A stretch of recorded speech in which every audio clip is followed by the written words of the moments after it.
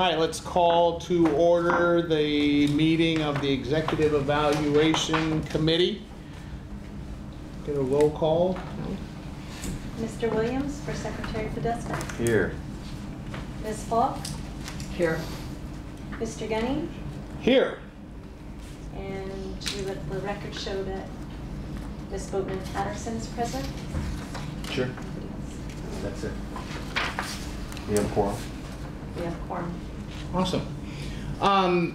It's appropriate at the end of the year for this committee to get together and talk about the evaluation of the executive director. And Peter, thank you for standing in on behalf of the secretary. I think one order of business, we do want to adjust the agenda and take up items 3 and 5 before we take up item 4. Seemed to make sense to members of the committee. So if we can, why don't we go ahead and start with item 3, discussion and possible decision of the committee to recommend to the full board of directors a general salary increase for key exempt staff. And I think, Don, you're going to lead off on that, unless Tia, do you have some remarks you want to share? No, I'll go with Don. Go ahead. Okay, good morning, Committee Chair Gunny and members of the Evaluation Committee. I'm Don Cavier, Chief Deputy Director. Staff has provided the committee with detailed memos and supporting documents for the items before you. In summary, staff seeks the committee's recommendation to the full board for approval of a general salary increase of at least 3% for CalHFA exempt staff, along with approval to amend the salary ranges of those positions by the amount of the general salary increase approved by the committee. Additionally, we seek authorization to make future adjustments to CalHFA exempt salary ranges in concert with state-approved general salary increases for other state-exempt employees. Because the CalHFA board controls the salaries of the CalHFA exempt employees, CalHR cannot authorize a general salary increase for CalHFA exempt employees. As a result, CalHFA exempt employees have been excluded from nearly 14% in general salary increases authorized by CalHR between 2007 and 2016. The attachments accompanying your memo for item 3 are intended to help frame the issue. That's these charts that I passed out, some bigger versions than what's in the packet. The first chart reflects the increase in the average cost for medical, dental, and vision coverage for full family using 2 of the more popular health plans, Kaiser and Blue Shield. Overall, the costs have increased 70% since 2007, while the state's benefit contribution has only increased 60%. This gap increased employee out-of-pocket expenses by nearly 117%, from an average of $222 in 2007 to an average of $481 in 2017. To add to this issue, CalHR announced that effective July 1st, 2017, exempt employees would be required to equally share in the costs of our other post-retirement medical benefits, or otherwise known as OPEB. The estimated range of the impact of the OPEB cost to CalHFA exempt staff is between $230 and $350 per month. The second chart compares the cumulative change in the Consumer Price Index, which is used to assess price changes associated with cost of living, with the general salary increase provided to other state exempt employees and CalHFA exempt employees. As you can see from the chart, from 2007 to 2016, the cumulative CPI increase was 23.5%. Non-CalHFA exempt employees received nearly 14% in general salary increases during that same time frame, and CalHFA exempt employees received nothing. That kind of concludes my remarks at this point, and I'm open for any questions you might have, or I can walk you through the charts in more detail. Anyone from the committee have any thoughts? Yes. On the list of the exempt employees on attachment A, I noticed that the board members are listed. And besides the fact that I have enough trouble with the word employees in the state, it doesn't seem to me that we should be having increases in our. And I think is that true for other boards as well? It was a byproduct of the print job. Okay. From my standpoint. But we're not getting If I may, an increase. May I address that? Right. We just make, go ahead. That's right, yes. What this is a printout from the California CalHR, California Human Resources Department, and it lists all of the salaries for employees, including board members who are not employees, of course, you're just directors, not just, but you're board members and directors. It does not affect you folks. Okay. The express resolution is key exempt staff, which is by statute, just all of those that you already know of. Can you just go down through those key That's all this- stamped out? It's all the ones The below one here. below the board. As well as above the board as well. With the exception of the first one, the Assistant Deputy Director of Homeless and Housing Policy. That is an exempt position that CalHFA owns. It was borrowed for many years by HCD, but is now returned to us, so it is a vacant position. It is still identified as this position, but we don't have a position of that by that time. It hasn't been filled. The other positions are, as already set forth, the Director of Mortgage Insurance, as it's actually the next item on your agenda, has been replaced by statute with the Enterprise Risk Manager, Enterprise-wide Risk Manager. And we'll be asking the committee to address that and allow us to perform a salary survey to identify a salary for that. The remainder are below the board members, and you can see if there's a position, if the position's filled, the name is there. The one position missing from this, because there was a scrivener's error on the part of CalHFA, is the Director of Multifamily, which is Tony Sertich. But he too would be subsumed and included within any action the board, this committee, and ultimately the board should take, again, because he is an exempt employee. So if I could just recap, the general salary increases that that staff is recommending that the evaluation committee review would be for the Director of Homeownership, the Executive Director, the Director of Finance, the General Counsel, the Chief Deputy Director, the Director of Legislation and Mortgage Assistance, the Chief Information Officer, the Risk Manager, which is vacant, and the Director of Multifamily Programs. Those are the list of key exempt staffs that we would like to include, that we would like this resolution to be applicable to. And in the future, also the Director of Enterprise Risk Management and Compliance, once that's established. Once that's established, correct. Procedurally, are we approving it today, or are we recommending to the board to approve? Yes, you would be recommending to the board to approve. And the resolution is actually attached. I got it. And the And we- resolution is from us, or the resolution is what the board would approve From the after our committee. recommendation? From the If committee. this is a recommendation from the committee, And we get a resolution to Yes. the board? yes. Good. Victor, which are the positions that are up for the pay raises again? Did you just list those? Did She you just say went that? through. He just did. You know, if it would be helpful, I did make kind of what I would call a cheat sheet of the positions that is just. Does it have the risk manager and director of multifamily in there as well? Yes, it does. Okay, let's, And it also gives a column that shows what the revised range would be under 3% GSI and 5%, just. But those positions are on here Those somewhere. are, it's exactly the Okay, same got it. positions, with the All right. exception of the multifamily Director. director, who's not on that list. Got it. And the enterprise risk. Yeah, So, the director. of For the enterprise. board meeting, could you actually have an simplify actual, list, yes. because it's, obviously people are confused. Yes, we'll So- actually have a list of the positions. Positions. We can put them in the memo itself, the table. That'd be fine, Mhm. that'd be great. We're good. For me, it was the letter from CalHFA, where they specifically say, we can't do anything about the employees here at CalHFA, so. And obviously- that is because Health and Safety Code 5909 says that the board sets the salaries for CalHFA exempt and key management staff. So there's a statute that says you're supposed to, and that's why we're here to Follow the the evaluation statute. committee, yes. Well, my recommendation is to approve, but I'll open up I'll to- make a motion to approve. So motion, is there a second? Is there a percentage you want to? Or And a your date you want it to become effective. Oh, I think just per Staff the- recommended, the staff member January recommended 1. 3% January 1st.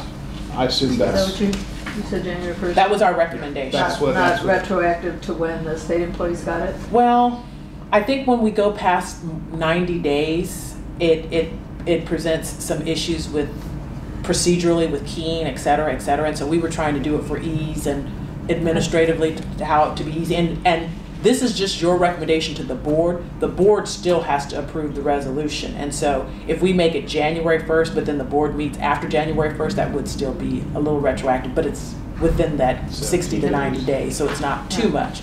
And then speaking of simplicity, is there a way, is there a chart in here that says, here's what they're making now with 3% recommendation, here's what they're going to be? He has that attachment. Okay, do we, is that in here in one of the things? It's not in the Okay. packet.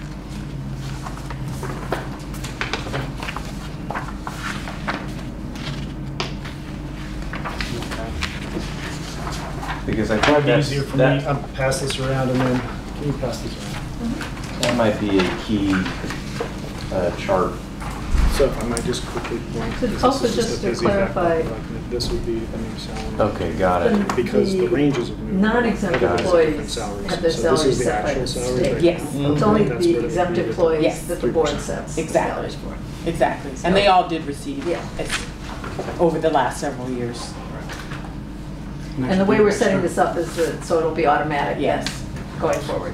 So I can also make sure that to the degree that the committee wants it, that we can include something similar to this, only less complicated than what I just handed out. But just to point you, in the top group, the top chart, to the far right is the actual salaries today for the positions that are filled.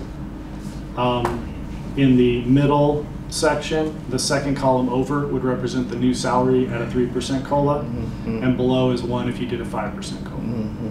This is just sort of a back pocket document for me.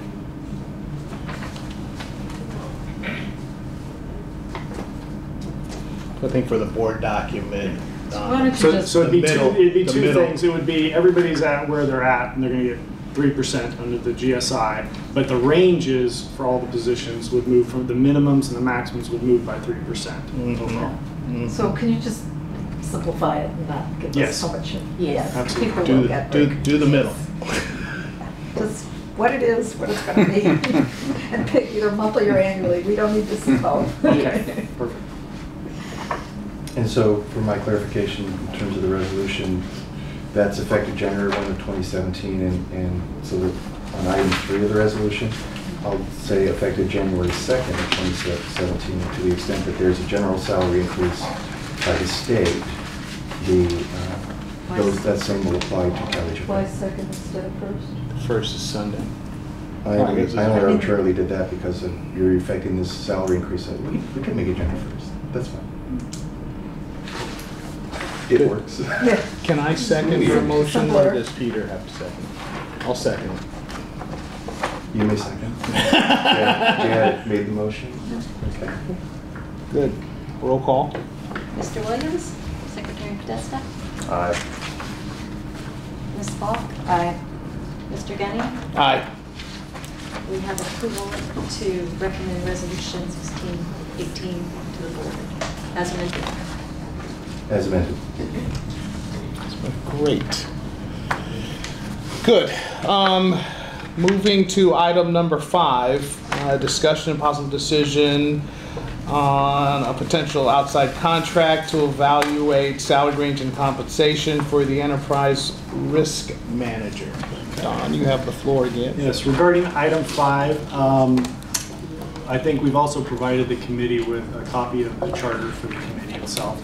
The evaluation committee charter requires that the committee review any proposed contract to engage consultants needed to carry out its duties under the charter, and that the committee periodically review the compensation levels of key exempt staff whose salaries are established by the board pursuant to Health and Safety Code 50909. Staff seeks the committee's recommendation to the full board for approval of a resolution that authorizes the executive director to execute a contract with Willis Tower Watson to set the salary range and compensation for the new position of Director of Enterprise Risk Management and Compliance, and assist the committee with the periodic review of compensation levels for key exempt staff.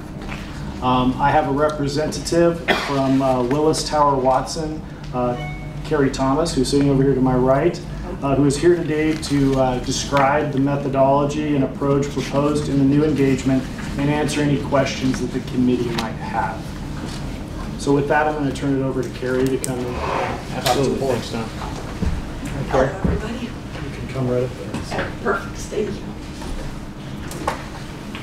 So in 2006, Watson Wyatt, which was a prior version of the firm Willis Towers Watson, conducted a custom compensation survey of HFAs across the country, and typically looking at those in similar scope and complexity, or as similar scope and complexity as possible to CalHFA, to understand pay levels at comparable organizations to help inform the executive committee in establishing salary ranges for each of these positions. And I believe in 2007, the committee leveraged information from that study as well as potentially other information and some internal hierarchy of the jobs to establish salary ranges for each of the positions that was just discussed. To my knowledge, although anyone can correct me otherwise, those ranges have not been reviewed or adjusted since that point in time. That's true.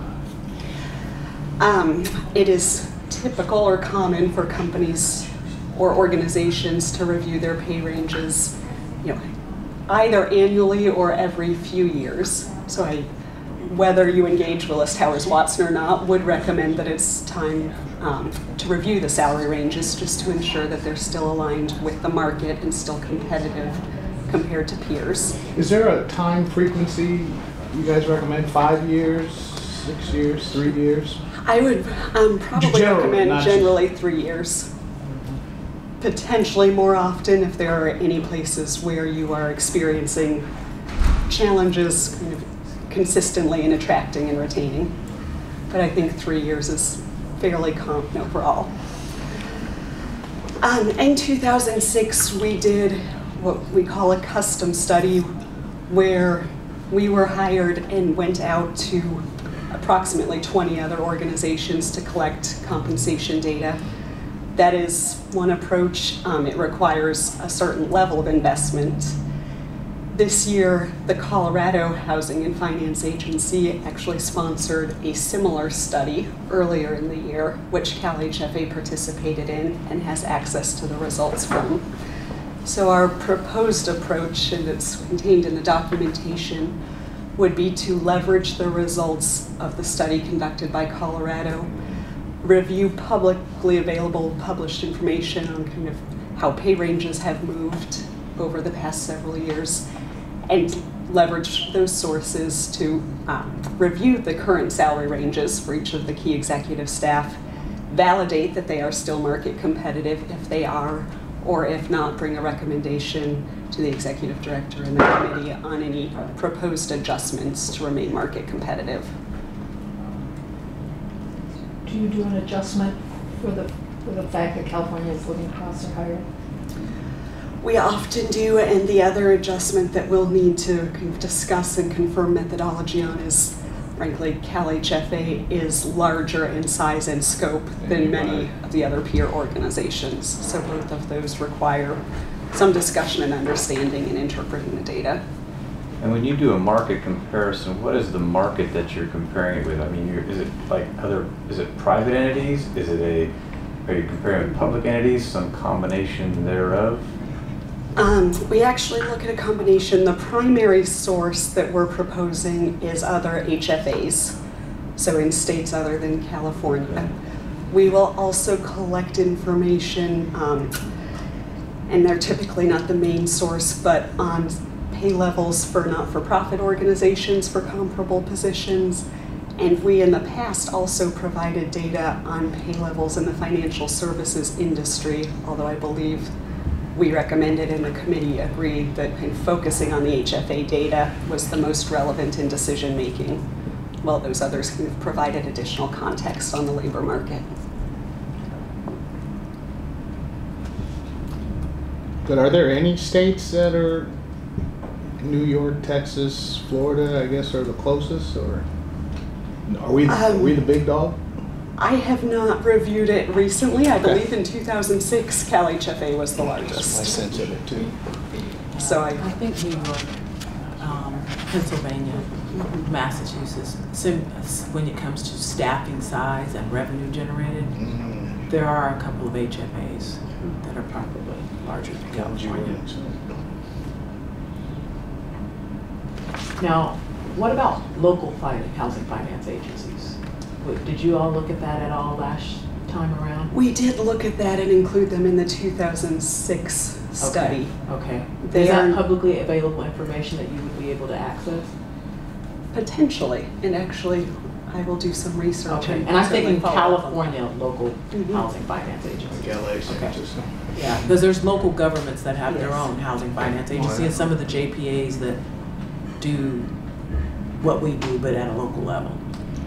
If it is RC. publicly If available public- and data, it we should are be, more than which is yes, happy to incorporate that in the review as a reference point. Okay.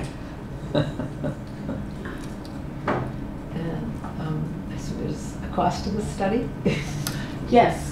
What would- Is it in there? It wasn't. It's attached. I don't think No. it was in here. At least I didn't see it. No. Well, the comprehensive was upper end of the $100,000 range, and the more mid-level, which I think it was 17 to 19. I was think it was 17 to 19,000, 19. which is what staff is recommending, as opposed to going and doing it all over again. Have her, Piggyback off of. yes, and then that range was about 17 to 19,000. And included in that, I don't know that we mentioned, would also be the establishment or the recommendation on the range of what for the new position, which is the enterprise risk manager, which right now, because it's a new position, we've never established a salary range for Are that. there any comparables for that position? Yeah, I think Colorado actually did have. There an is a enterprise. position in the Colorado study, and what we would do is look at kind of the pay level reported in that Colorado study for the position in relation to other positions in that study to understand within the relative kind of hierarchy where it falls. We would also, similar to as I discussed, pull some broader industry data, although I anticipate that it would be more to provide context than drive the decision or recommendation. So then the idea would be if you all made a recommendation to the board to go forward with entering into the contract, because the board actually has to approve the contract, so you would be making a recommendation to the board for us to then enter into the contract. If that is successful, we would enter into the contract. The work that she would do would work directly with the evaluation committee to review that work, and then you would make another recommendation to the board if there were different actions that you all came up. She really is basically an extension of the evaluation committee as your And- outside consultant. Why does the board have to approve it, given the small size of the amount? charter says. Doesn't matter how big or small it is. And the actual study has to be done for this new position by, is that just so we can show some methodology when we set a salary, or is it because it's required by statute, or what is it exactly? It's required by statute. Okay. Yeah, I guess. Everything's required by statute. That's it. Or a regulation. of Or a- some We sort. could just say, this is what the enterprise risk manager makes in Colorado. They did a study, we think we're Yeah. comparable. But I think going through this process We want to be able to is show exactly. the work. I think, Exactly. And I think the greater scope of the project and the work is beneficial. Exactly. And because there hasn't been a periodic review in over a decade, Yeah. this having an outside objective consultant be able to pull that material and work directly with the evaluation committee is a process that's open and transparent Yeah. and provides you with the information necessary to make informed decisions. Can you do this for private organizations? We do, often. Need your phone. I will leave cards for anybody. Do that. We do support a very wide range of clients, both in terms of industry and size, just as I noticed here the dates were all off, but that's when you did the proposal just to get a time frame for us. Right. Okay, good. It was. You'll And- start pretty quickly, I guess, after we get approval from the board. Right. So pending approval in January, we would start January. fairly quickly. Assuming all goes forward as outlined, the time frame would be similar in a 3 to 4 week time frame. So it's something that we hope we can begin work on right away once approval is received. You know, procedurally, I think this is a smart thing to do. Peter, you may not be aware, this is sort of a hot committee around here, Oh, given the history. I feel the pressure around here. I'm honored but pressured. And then I asked the question about periodic review because I think because of the past history and the political nature of this group, if we could do some sort of frequency or at least begin a process that looks at this and begins to make it a part of our routine, I think the better. So I would recommend that we recommend to the board to approve the contract, given those comments. I will just add that I think anytime you can point to a methodology or what I just said, showing your work when you came upon, when you say, this is the salary we're paying, I think that's always a good thing. Yeah. Does that mean you are offering a second? I don't know, is there? I'll can I offer a move? second. Okay, I move. Second. Mr. Williams for Secretary Podesta? Yes. Ms. Falk? Yes. Mr. Gunning? Yes. Recommendation for Resolution 1619 to the board is approved.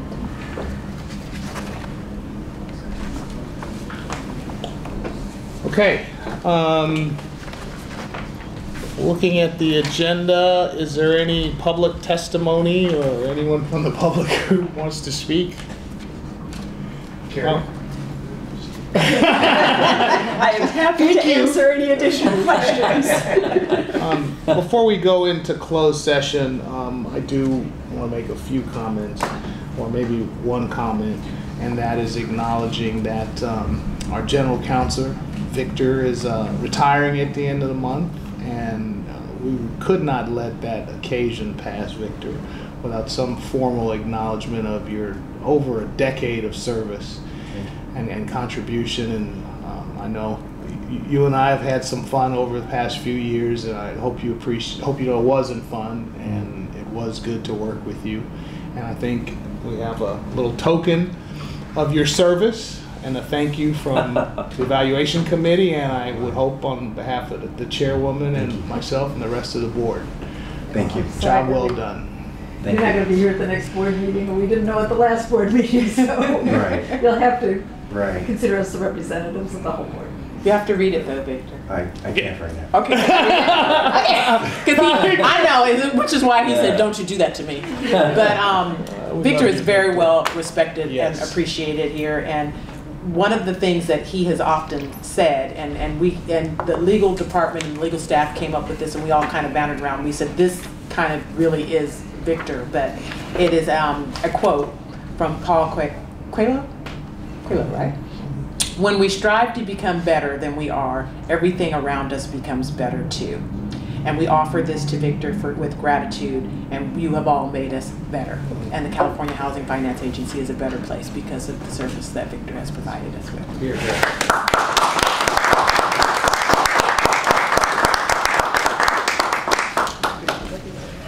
And he gets to go to Hawaii now. He gets to go to Hawaii now. Yeah. Oh, wow, we have a team rolling here. Let's hear more Sorry, Victor. comments. We missed it, Wayne? Yeah, you Yeah. missed it. There's You missed nothing, it, but there's we'll nothing do a like when you're review on choking it. up to I have know, the whole and crowd then coming. like really, and it's like. That's all right.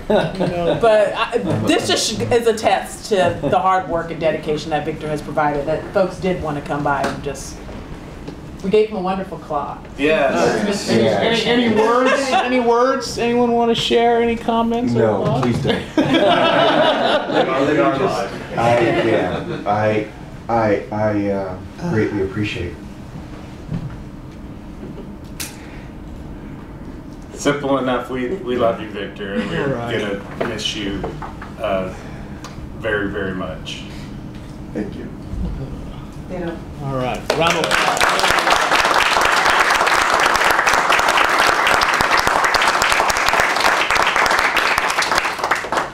Great job. Thank you. Thank you, everybody. We want to break for closed session? We sure do. All right, I want to welcome the session back after closed session.